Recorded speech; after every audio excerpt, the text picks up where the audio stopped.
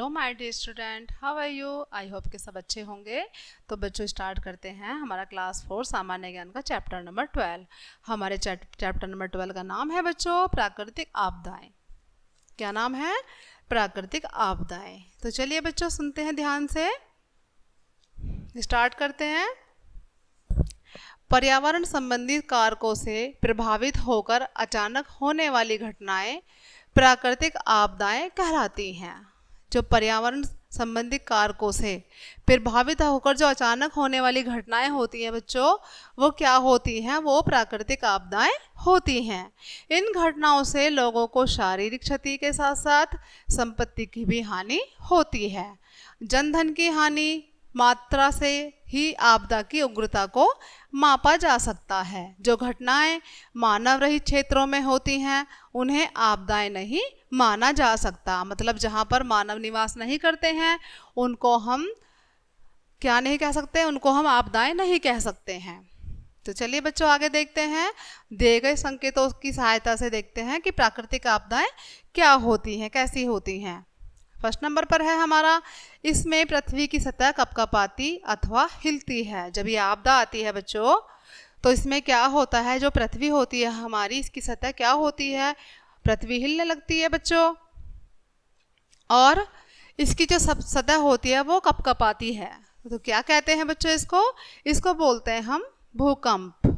जब भूकंप आता है आपने देखा होगा हमारी जो पृथ्वी होती है तब हिलने लगती है, कपकपाने लगती है। ठीक है।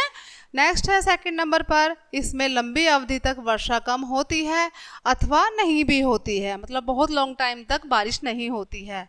इसको क्या बोलेंगे बच्चों? इसको बोलेंगे हम सूखा। जब सूखा की स्थिति आती है बच्चों तो उसमें लंबी अवधि तक बारिश नहीं होती है। नेक्स्ट है थर्ड नंबर पर, इसमें भारी वर्षा के साथ साथ बहुत तेज हवाएं भी चलती हैं। मतलब बारिश भी होती है बहुत तेज और उसमें हवाएं भी बहुत तेज चलती हैं। तो इसे क्या कहेंगे बच्चों? इसको बोलेंगे हम तूफान। जब तूफान आता है, तूफान में क्या होता है? पहले तो बहुत तेज तेज हवाएं चलती हैं और फिर बहुत तेज बारिश होती है।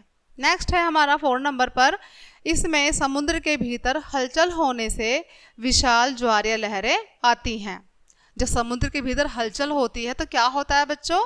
कि विशाल ज्वारीय लहरें आती हैं। क्या बोलते हैं बच्चों इसको? इसको बोलते हैं हम सुनामी। सुनामी बोलते हैं इसको जब समुद्र में हलचल होती है। नेक्स्ट है हमारा 5 नंबर पर, इसमें सामान्यतः सूखी भूमि पर जल निमग्न हो जाती है। जो हमारी सामान्यतः सूखी भूमि होती है उसमें जल हो जाता है, जल से भर जाती है। उसको क्या बोलते हैं बच्चों? ऐसी कंडीशन को बाढ़ बोलते हैं। बाढ़ की स्थिति में जो हमारी पृथ्वी होती है वो जल निमग्न हो जाती है। ये यहाँ पर कुछ पिक्चर दी हुई हैं बच्चों। ये प्राकृतिक आपदाएं हैं सभी। कहीं पर ये पृथ्वी है जल निमग्न हो रही है। ये भूकंप आने से जैसे पृथ्वी कपकपाती है तो बड़ी बड़ी बिल्डिंगें गिर जाती हैं बच्चों। और ये देखिए आकाश, ये बिजली गिर रही है यहाँ पर। देखो ये समुद्री लहरें उठ रही हैं यहाँ पर। तेज बारिश हो रही है, कहीं यहाँ सूखा पड़ रही है। सूखा की वजह से फसलों का भी बहुत ज़्यादा नुकसान होता है।